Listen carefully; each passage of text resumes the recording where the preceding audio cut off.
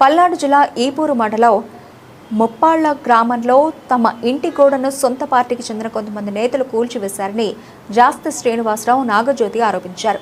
ఈ విషయంపై పోలీసులకు ఫిర్యాదు చేసిన స్పందన లేదని తెలిపారు.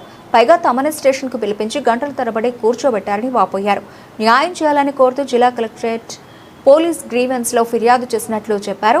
సమస్యపై విచారణ చేసి చర్యలు తీసుకోవాలని అధికారులను కోరారు.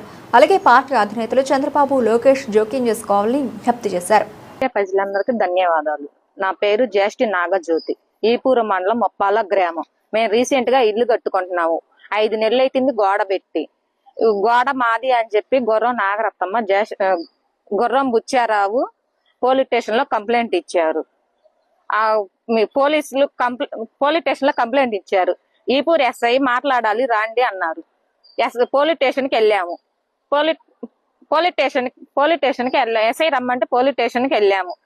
వెళ్ళాక మాట్లాడాలని చెప్పేసి మమ్మల్ని పక్కన కూర్చోబెట్టి గోపు వీరంజయ్యను ఈపూర్ ఎస్ఐ ఇద్దరు కమాండ్ అయ్యి వాళ్ళని ఇంటికి పంపించి మిమ్మల్ని కూర్చోబెట్టి గోడ పడేస్తే మీరేం చేస్తారని మమ్మల్ని ఎట్ట పడితే అట్ట అసభ్యంగా మాట్లాడారు.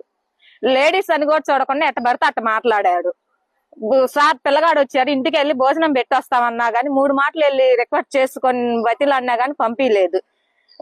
మేము ఏంది కదిలితే ఇంటికి అంటున్నారు, మీ పోయి ఆడ కూర్చోపోండి, రౌడీ షీటర్ కింద కేసు పెడితే మీరేం చేస్తారు అని ఎట్ట పడితే అట్ట